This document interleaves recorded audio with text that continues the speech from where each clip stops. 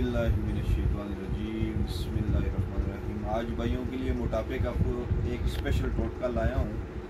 आजकल मैंने देखा है कि लोग एक्सरसाइज नहीं कर रहे, दफ्तरों में बैठे रहते हैं, घरों में बैठे रहते हैं, टीवी के सामने बैठे रहते हैं और मोटापा उनको बहुत ज़्यादा हो रहा है।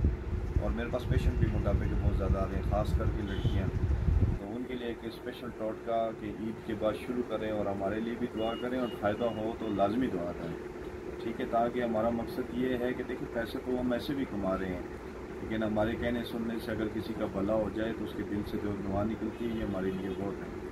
मेरे भाइयों दोस्तों, सबसे पहले आप इस तरह करें, घर में ज़ीरा सफ़ेद पड़ा होता है, ज़ीरा सफ़ेद को आप ग्राइंड कर लें। ग्राइंड नहीं भी कर सकते तब भी खा सकते, लेकिन ग्राइंड और खाने में आसानी हो जाती है। उसको ग्राइंड करके आप देसी अजवाइन को भी आप कोशिश करेंगे कि वो मतलब थोड़ा सा आप ज़ीरा सफ़ेद ले लें, थोड़ा सा अजवाइन ले लें और सफ़ेद पुदीना ले लें, ये तीन चीज़ें।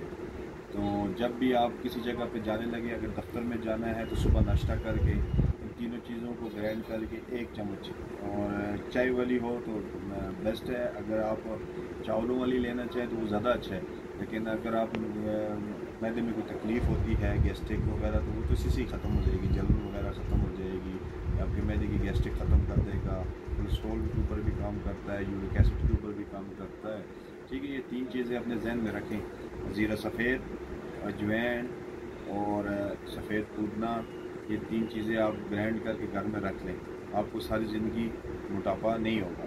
इन तीनों चीज़ों को जब भी आप जाने से पहले, मतलब सुबह नाश्ता करके उसके बाद एक चम्मच लेके आप अपने दफ्तर को जाएँ, स्कूल जाएँ, जिधर भी जिस बंदे को भी मोटापा है, ये अपनी रूटीन बना लें। ज़िंदगी में उसको किसी किस्म का मोटापे का सामना नहीं करना। और सबसे बड़ी बात, इससे आपका जिस्म मजबूत होगा, मतलब सख्त होगा, जिस्म सख्ती में आ जाएगी और आपका जिस्म के जो फैट है वो खुद ख़त्म होना शुरू हो जाएंगे। और इसके साथ जोड़ों का दर्द हो उसके ऊपर भी काम करता है, रेई की दर्दें हों उसके ऊपर भी काम करता है। मोटापे के लिए तो स्पेशल उसका दुश्मन है, और सबसे बड़ा इसका साइड इफ़ेक्ट नहीं, नुकसान नहीं, ठीक है। आपके मैदे का मसला है, अगर मैदे में गैस्ट्रिक हो रही है, तेज़ाबियत हो रही है, जलन हो रही है, उन पे भी ये काम करेगा। दूसरा, इस फेस को, आपके फेस को ये फ्रेश रखेगा।